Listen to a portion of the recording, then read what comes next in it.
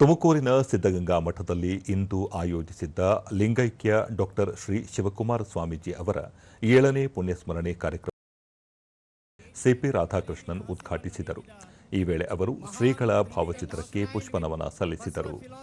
ಈ ಸಂದರ್ಭದಲ್ಲಿ ರಾಜ್ಯಪಾಲ ಥಾವರ್ಚಂದ್ ಗೆಹ್ಲೋಟ್, ಕೇಂದ್ರ ಸಚಿವ ಬಿ ಸೋಮಣ್ಣ, ಜಿಲ್ಲಾ ಉಸ್ತುವಾರಿ ಸಚಿವ ಡಾ ಜಿ ಪರಮೇಶ್ವರ್, ಸಿದ್ಧಗಂಗಾ ಮಠಾಧ್ಯಕ್ಷ ಶ್ರೀ ಸಿದ್ದಲಿಂಗ ಸ್ವಾಮೀಜಿ, ಸದ್ಗುರು ಶ್ರೀ ಮಧುಸೂದನ್ ಸಾಯಿ, ಸಂಸದರಾದ ಡಾ ಸಿಎನ್ ಮಂಜುನಾಥ್, ಗೋವಿಂದ ಕಾರಜೋಳ, ಶಾಸಕರಾದ ಜ್ಯೋತಿ ಗಣೇಶ್, ಬಿ ಸುರೇಶ್ ಗೌಡ ಮತ್ತಿತರರು ಉಪಸ್ಥಿತರಿದ್ದರು.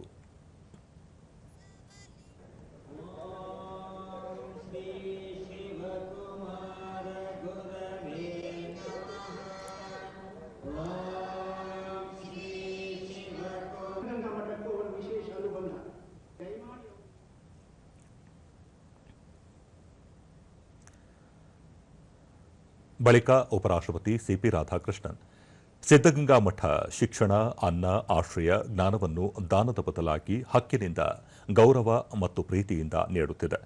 ಎಲ್ಲ ಜಾತಿ, ವರ್ಗ, ಸಮುದಾಯ, ಧರ್ಮದ ಲಕ್ಷಾಂತರ ಬಡಮಕ್ಕಳು ಸಿದ್ಧಗಂಗಾ ಸಂಸ್ಥೆಯಲ್ಲಿ ಶಿಕ್ಷಣ ಪಡೆಯುತ್ತಿದ್ದಾರೆ. ಈ ಮಠ ದೇಶದ ಸಮಗ್ರ ಅಭಿವೃದ್ಧಿಯಲ್ಲಿ ತನ್ನದೇ ಆದ ರೀತಿ ವಿಶಿಷ್ಟ ಕೊಡುಗೆ ನೀಡುತ್ತಿದೆ.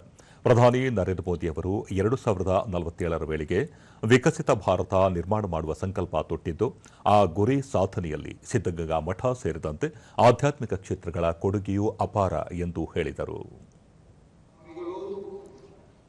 Today is a great sacred moment of collective remembrance. ಇಂದಿನ ದಿನವು ಸಮೂಹ ಸ್ಮರಣೆಯ ಪವಿತ್ರ ಕ್ಷಣವಾಗಿದೆ. We were gathered here to observe the 7th Punya Smarana of Dr. Sri Sri Sivakumar Maha Swami Galu, the saint of Tumkur, the Nadaprabhu, whose life was a living message of compassion, sacrifice, and service to the poor. V Somanna, Shivakumara Swamiji ಅವರು ಪವಾಡ ಪುರುಷರು, ನಾಡಿಗೆ ಅನನ್ಯ ಕೊಡುಗೆ ನೀಡಿದ್ದಾರೆ. ಸೂರ್ಯ ಚಂದ್ರ ಇರುವ ತನಕ ಸಿದ್ಧಗಂಗಾ ಮಠ ಮತ್ತು ಶಿವಕುಮಾರ ಸ್ವಾಮೀಜಿ ಅವರ ಹೆಸರು ಅಜರಾಮರವಾಗಿರಲಿದೆ ಎಂದರು. ಒಂದು ವ್ಯವಸ್ಥೆಯನ್ನು ಮಾಡಿರ್ತಕ್ಕಂಥ ಆ ಪುಣ್ಯಾತ್ಮನ ಸ್ಮರಣೆ ಶಿವಕುಮಾರ ಸ್ವಾಮಿಗಳು ಬೆಳೆದಿದ್ದಾರೆ ಅಂದ್ರೆ ಕರ್ನಾಟಕ ರಾಜ್ಯದಲ್ಲೆಲ್ಲ ದೇಶದ ಮೂಲೆ ಮೂಲೆಗಳಲ್ಲೂ ಕೂಡ ಇಲ್ಲಿ ಓದಿರ್ತಕ್ಕಂಥ ಭಕ್ತರು, ಇಲ್ಲಿ ಓದಿರ್ತಕ್ಕಂಥ ವಿದ್ಯಾರ್ಥಿಗಳು ರಾಷ್ಟ್ರವನ್ನು ಮುನ್ನಡೆಸತಕ್ಕಂಥದಕ್ಕೆ ಸಹಕಾರಿಯಾಗಿದ್ದಾರೆ. ಡಾಕ್ಟರ್ ಜಿ ಪರಮೇಶ್ವರ್, ಯಾವುದೇ ಜಾತಿ, ಮತ, ಧರ್ಮ ಎಂದು ಭೇದ ಭಾವ ಮಾಡದೆ ಎಲ್ಲರಿಗೂ ಗುಣಮಟ್ಟದ ಶಿಕ್ಷಣ ನೀಡುವ ಕೆಲಸದಲ್ಲಿ ಸಿದ್ಧಗಂಗಾ ಮಠ ಕೆಲಸ ಮಾಡುತ್ತಿದೆ. ಅದರಲ್ಲೂ ಗ್ರಾಮೀಣ ಪ್ರದೇಶದ ಮಕ್ಕಳಿಗೆ ವಿದ್ಯಾದಾನ ಮಾಡಲಾಗುತ್ತಿದೆ ಎಂದು ತಿಳಿಸಿದರು. He wanted to give that jnana to every small children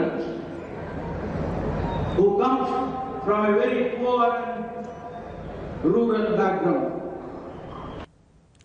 Siddalinga Swamiji, ಲಿಂಗೈಕ್ಯ ಶ್ರೀ ಶಿವಕುಮಾರ ಸ್ವಾಮೀಜಿಗಳು ಲಕ್ಷಾಂತರ ಮಕ್ಕಳ ಬಾಳಿಗೆ ಬೆಳಕಾಗಿದ್ದಾರೆ.